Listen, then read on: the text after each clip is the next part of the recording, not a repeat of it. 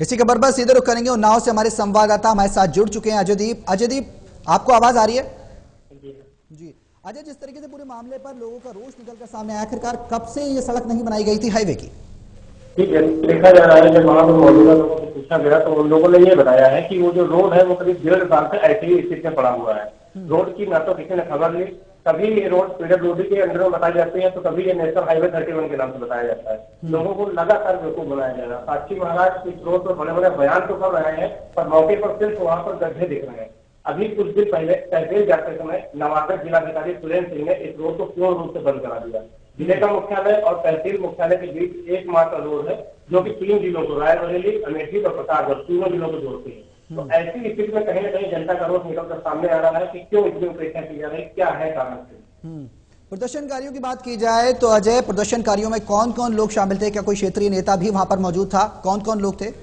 अगर नेताओं की बात की जाए तो लगातार लोग अपने सवाल को उठाते रहे हैं कि किसी कारण जो भी कारण रहा उसके पीछे लोग खुलकर सामने आकर नहीं बोले, क्योंकि कुछ राजनीतिक कारण में रहे और कुछ जो चुनाव आ चुके हैं इस वजह से कोई बोलने को तैयार नहीं है। हाँ, परोक्ष रूप से लोग बोलते जरूर है। जनता ने ही वहां पर सिर्फ आकर अपना हंगामा काटा और जनता को वहां से लेना चाहिए। अगर बात करें तो पूरी तरीके से वहां पर जनता एक पूरे मामले पर शिकायत कर रहे लोग भारी संख्या में मौजूद भी हैं। क्या कोई ज्ञापन सौंपा गया किसी प्रशासनिक अधिकारी को, सांसद तक इस बात को पहुंचाने के लिए?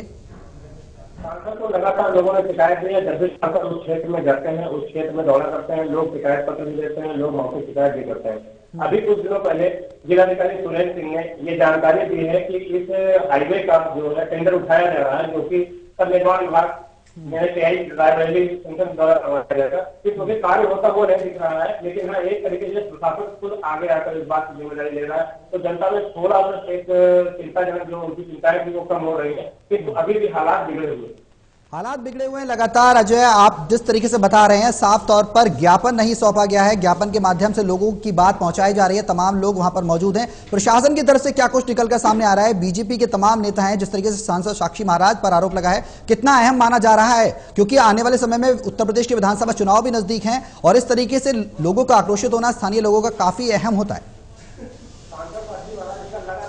पूछा जाता है नेशनल हाईवे 31 की दुर्गति के पीछे क्या कारण है, तो वो पूरा का पूरा ठेका नितिन गडकरी के ऊपर छोड़ देते हैं। उनका कहना है नितिन गडकरी जी के अच्छे अच्छे कार्यों को गिनाते हैं कि तो इस रोड पर किसी भी प्रकार की कोई भी आपका कार्यवाही उनके द्वारा आज तक नहीं हुई है।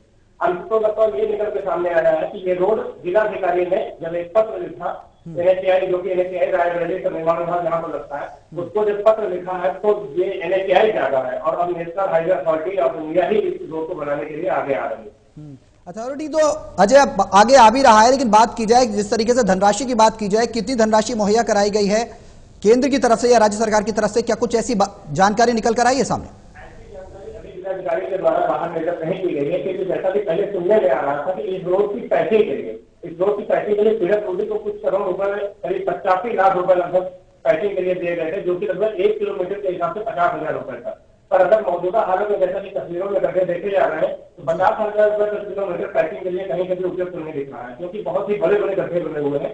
ऐसी स्थिति 50,000 रुपए प्रति किलोमीटर पैकिंग के लिए दिए गए थे वो पूर्ण रूप से उचित नहीं। जी, बहुत बहुत शुक्रिया अजय हमारे साथ जुड़ने के लिए और तमाम जानकारी देने के लिए। तो हमारे संवाददाता उन्नाव से लगातार जुड़े हुए थे, बता रहे थे कि सबसे बड़ी खामी जो निकलकर सामने आ रही है वो सांसद की आ रही है। खामी सामने निकलकर लोगों का आक्रोश भी लगातार बना हुआ है।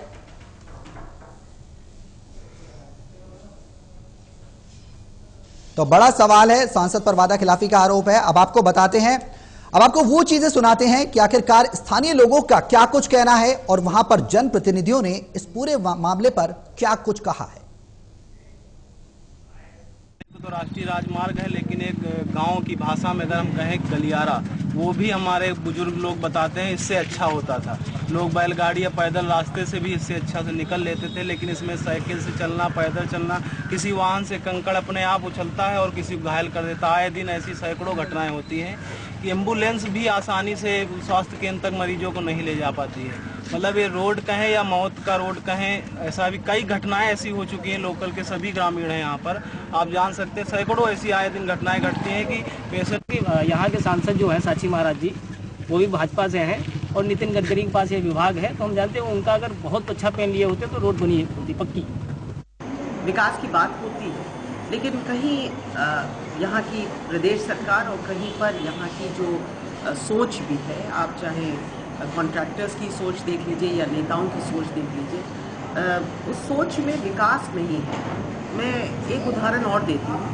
हम जैसे लोग और कांग्रेसी जब कोई सड़क बनती है तो हम कहते हैं 1 किलोमीटर की सड़क बन रही है। हमारा सौभाग्य है कि 1 किलोमीटर की सड़क बन रही है, लेकिन इस तरह के लोग ज़्यादातर उसको बोलेंगे अरे 40 लाख का प्रोजेक्ट मिल गया है, यानी वो पैसे से तोलने। 2.5 साल से मैं क्षेत्र जा रहा हूँ और 2.5 से 3 साल पहले से उस रोड की जो हालत है, जिसे आप NH कह रहे हैं, पर एक बार निकल के आप देखिए कि कोई भी आम जनमानस वहां से निकलेगा तो आपको पता चलेगा कि एक गांव की सड़क, जो एक मोहल्ले की सड़क अंदर जाती है, वो उससे बल्कि अच्छी है।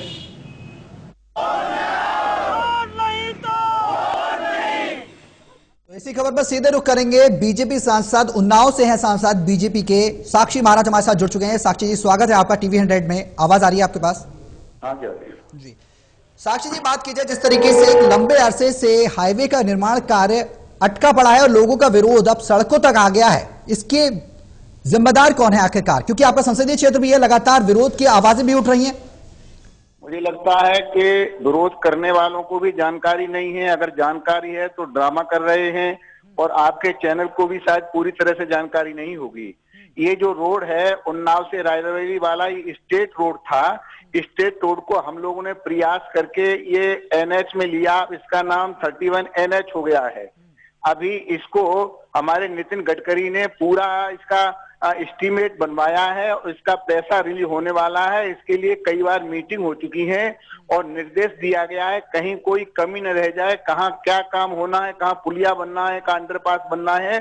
तो अब तक तो स्टेट रोड था ये गलती अगर है तो ये गलती स्टेट राज्य की है, अखिलेश की है। अभी NH में आया है तो NH में अभी आया है, तुरंत कार्रवाई होगी। मुझे लगता है जो दिन जा रहा है, जो क्षण जा रहे हैं वही जा रहे हैं। इसका बहुत भव्य और दिव्य निर्माण होने वाला है। साक्षी जी, जिस तरीके से आपने कहा कि अभी नेशनल में आया है, उसके बाद हाईवे की अथॉरिटी के अंदर आया है, लेकिन सवाल यहाँ पर ये उठता है कि जिस तरीके से उत्तर प्रदेश में विधानसभा चुनाव भी नजदीक हैं और साफ तौर से जिस तरीके से स्थानीय लोग विरोध कर रहे हैं, बीजेपी के नाम पर भी आरोप लगाए जा रहे हैं कि वैसे तो विकास की बात बीजेपी करती है, लेकिन सांसद के ही संसदीय क्षेत्र में इस तरीके के खस्ता हाल।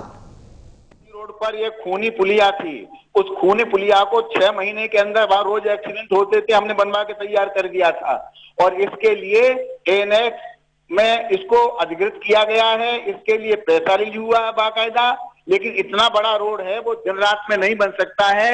जितने बढ़िया कानपुर से लखनऊ रोड है, इससे भी बढ़िया उन्नाव से रायबरेली रोड बनने वाला है। गडकरी साहब से बात हुई है, सरकार से बात हुई है, पूरी तरह से सरकार संवेदनशील है। जो लोग विरोध कर रहे हैं वो राजनीतिक लाभ उठाना चाहते हैं, राजनीतिक रोटियां सेकना चाहते हैं। केवल खिसियानी बिल्ली खंबा नोचे की स्थिति है, केवल उसलिए सारे का सारा ये हो रहा है। वहां विधायक तो समाजवादी पार्टी का है, उत्तर प्रदेश में सरकार समाजवादी पार्टी की है। साक्षी महाराज तो 2 साल पहले वहां के MP बने हैं, उसके बाद भी हमारी सरकार ने, हम लोगों ने बहुत कुछ किया है। ये जो कानपुर से लखनऊ को रोड जाता है, NH 25 जाता है, इस पर भी 15 साल से पुल नहीं बन रहा था। 6 महीने के अंदर हम लोगों ने पुल बनवा करके दिए। तो कुल मिलाकर के मोदी सरकार बहुत अच्छे काम कर रही है। अब उत्तर प्रदेश की बारी है, NH 21 की बारी है, बढ़िया से बढ़िया बनने वाला है। जिस तरीके से उत्तर प्रदेश की अगर सरकार की बात की जाए तो अखिलेश यादव हर बार आरोप लगाते हैं कि केंद्र सरकार से कोई मदद नहीं मिलती। आपने राज्य सरकार पर इस आरोप को मढ़ दिया। वो इस बात को कहते हैं कि केंद्र सरकार वित्तीय मदद नहीं देती है, जिसकी वजह से विकास नहीं हो पाते। अखिलेश कहते हैं कि तलवार मेरे हाथ में थी पर चलाने की इजाजत नहीं थी। जो हाल अखिलेश ने उत्तर प्रदेश का किया है, 2017 के चुनाव में उत्तर प्रदेश की जनता उसका बखूबी जवाब देगी। अब तक आप पे जानकारी पहुंच चुकी है, कब तक कोई समय सीमा बताइए जिसमें निर्माण कार्य पूरा हो जाए और लोगों को राहत मिल सके, स्थानीय लोगों को, क्योंकि इसमें कोई भी इस तरीके का नेता मौजूद नहीं है, सारे स्थानीय लोग हैं। कहा था कि एस्टीमेट अक्टूबर के लास्ट तक बन के आ जाएगा, तो मुझे लगता है एस्टीमेट बन के आ गया होगा और शीघ्र ही एस्टीमेट आ गया होगा। तो पैसा रिलीज करा के जितना जल्दी हो सकता है इसके निर्माण कार्य को हम आगे बढ़ाएंगे। और मुझे लगता है कांग्रेस वाले केवल इसलिए तमाशा कर रहे हैं क्योंकि पैसा रिलीज होने वाला है, निर्माण कार्य शुरू होने वाला है, तो बाबा लूटने चाहेंगे कि हाँ हमने कर दिया। केवल ये ड्रामा और तमाशा कांग्रेस वाले कर रहे हैं। मुझे लगता है बहुत शीघ्र ही पैसा रिलीज होने वाला है, निर्माण कार्य प्रारंभ होने वाला है। शुक्रिया साक्षी महाराज हमारे साथ जुड़ने के लिए। बीजेपी से सांसद उन्नाव से हमारे साथ लगातार फोन लाइन पर मौजूद थे। तो उनके संसदीय क्षेत्र उन्नाव में हाईवे के हालात खस्ता हैं, लेकिन आरोप प्रत्यारोप लगातार जरूर लगाए जा रहे हैं राज्य सरकार पर, कांग्रेस पर, बीजेपी की तरफ से। लेकिन आखिरकार कब तक इस हाईवे का निर्माण होगा, यह बड़ा सवाल है। एक लंबे अरसे से अटका हुआ है। उन्होंने कहा कि अब नेशनल अथॉरिटी में आ गया है, ये नेशनल हाईवे अथॉरिटी में आ गया है, अब इसका निर्माण कार्य किया जाएगा। अक्टूबर तक इसके लिए बजट पास कर दिया गया है और अब इसका निर्माण कार्य होगा। अब देखना है कि